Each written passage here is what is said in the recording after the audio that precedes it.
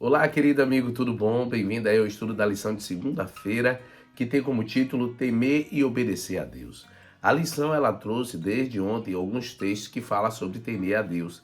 E temer é reverenciar, ter respeito. Mas temer também tem a ver com a obediência. E quando você olha Deuteronômio capítulo 6, versículo 2, quando você olha Salmo 119, 73 e Eclesiastes 12, 13 e 14, que já até comentamos ontem, fala sobre temer a Deus e obedecer os seus estatutos e mandamentos. Aí quando você vê Eclesiastes, diz, olha, temer a Deus e guarda os seus mandamentos. A gente vê muitas pessoas falando sobre a negligência, que não precisa dos mandamentos, até mesmo o texto de Apocalipse, quando a gente lê o 14, 12, que é o nosso verso áureo, ele diz que as duas características deste povo que o Satanás vai perseguir o restante da descendência, eles guardam os mandamentos de Deus e têm a fé em Jesus. Então, para nós, como adventista, é para guardar os mandamentos. Os mandamentos é bíblico, não é de judeu, não é estabelecido por homens, mas é estabelecido por Deus. E pode observar,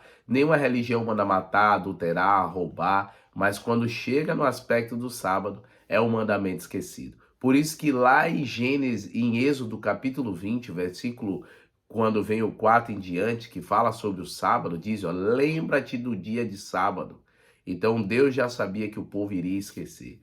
Por isso que é o mandamento esquecido, queridos. E esse sábado ele é importante, assim como todos os outros mandamentos. E é dever nosso guardar os mandamentos de Deus. Porque logo depois ali da criação, Deus estabeleceu o sábado. Então você vê que já tinha.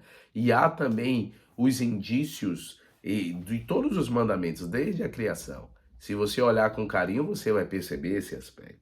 A lição ainda diz mais assim, ó, a graça não nos liberta de obedecer à lei de Deus. O evangelho nos liberta da condenação da lei.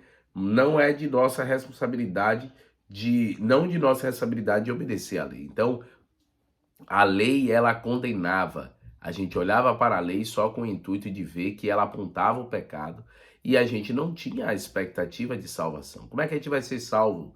E aí então a lei não salva ninguém. Então a Bíblia diz que o salário do pecado é a morte. Aí agora chega Jesus, ó, mas o dom gratuito de Deus é a vida eterna. Temos a vida no Filho. E agora Cristo nos dá a sua graça gratuita para a gente ser salvo. Mas a lei, ela nos aponta o caminho. E se a gente falar que está em Jesus e não precisa mais, então a gente pode, quem sabe, se perder em Jesus. Porque acha que não precisa mais de guia. E a gente precisa, querido, de guia. E se você falar assim, ah, mas se eu tenho Jesus, eu tenho tudo, então observe com carinho a vida de Jesus. Em Mateus 5,17, Jesus disse, não pense que vim abolir a lei, mas vim cumpri-la. Então o cumprimento da lei é Cristo. E o cumprimento da lei é Cristo, não é que ela termine em Cristo, é que Cristo nos deixou um modelo. Ele fala sobre o adultério e ele ainda pesa mais a carga, entendeu? E ele chega a dizer, ó, que se a nossa devoção a Deus não sobressaiu dos fariseus, do que adianta?